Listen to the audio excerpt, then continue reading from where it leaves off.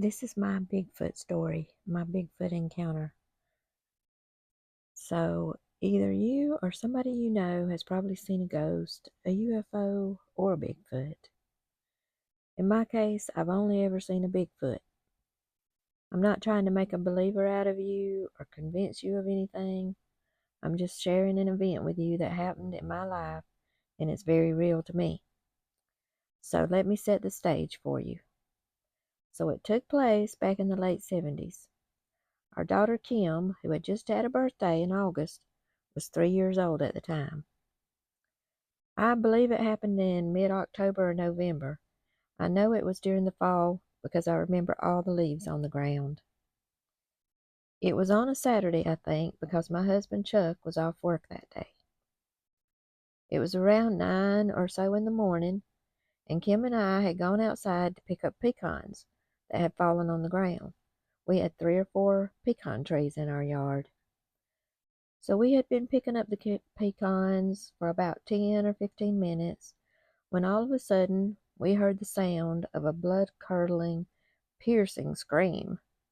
It sounded like an animal in pain or danger. So I looked up through the trees and woods behind our house towards the sound, and what I saw froze me in place. I couldn't believe what I was seeing. The nearest neighbors we had, less than half a football field away, owned some pigs they kept in a pen at the edge of the woods behind their house. Standing there by that pen was a bona fide Bigfoot. He was holding a small pig up next to his chest, sort of cradling it. The pig had gone deathly quiet. In fact, the whole world had gone quiet, and it felt like time was standing still. That Bigfoot was staring at me, and I was staring back, in a state of shock. He appeared to be as surprised as I was. For what seemed like an eternity, though I'm sure it was only a minute, our gazes were locked. Then suddenly, my daughter Kim said something to me, and my senses returned. Survival mode kicked in, and it was fight or flight. In my case, flight seemed like the better option, so I grabbed Kim up and began running toward the front door. Unfortunately, I had to turn my back on that thing, and I had no idea if he was following me or still standing there staring. I was scared out of my wits and was screaming the whole way.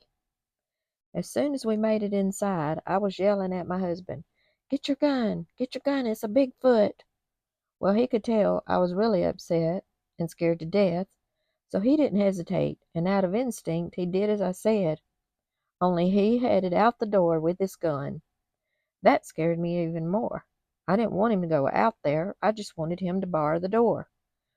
But I couldn't stop him, and I nearly croaked from the fear I now had for him as he ran out the door. He thought I must have seen a bear or something like that, so he walked all around and looked everywhere, but never saw anything. He came back inside and said whatever it was, well, it was gone now. After I had finally calmed down, and he assured me that there was nothing out there, I explained to him what I had seen. He listened, but was still thinking I had probably seen a bear. But I knew different. That bear was standing upright like a person and had a face, F-A-C-E face. When this happened, we were living in River Falls in Covington County, Alabama, a very small rural community. At the time, it had a caution light, a country store, a church, a plywood mill, and a small post office. And it was surrounded by woods and rivers. We didn't have a dog, and neither did our neighbors. I wondered at the time if I should go over and ask the neighbors if they were missing a pig, but what was I going to say to them? I saw Bigfoot get one of your little pigs? Well, I'll never forget that day I saw Bigfoot with my own eyes, and his eyes were staring back into mine. That's not something a person ever forgets. I was contacted about it years later by the Bigfoot Society, and they asked me some questions. One being they wanted to know if I had long dark hair, for the pure fact that the Bigfoot had locked eyes with me and had allowed me to see it for a moment in time. They said there seems to be a spiritual link between Native American women having sightings of Bigfoot, whereas it's very rare for others. At the time, my hair was very long, parted in the middle, and dark, so I guess that makes sense. So, dear listener, I would advise you not to scoff or laugh at any part of this story, as you may be blessed or cursed, depending on how you look at it, to see Bigfoot yourself one day. And I hope you enjoyed that story. It is a true, bona fide story that really happened to me. Thanks for listening.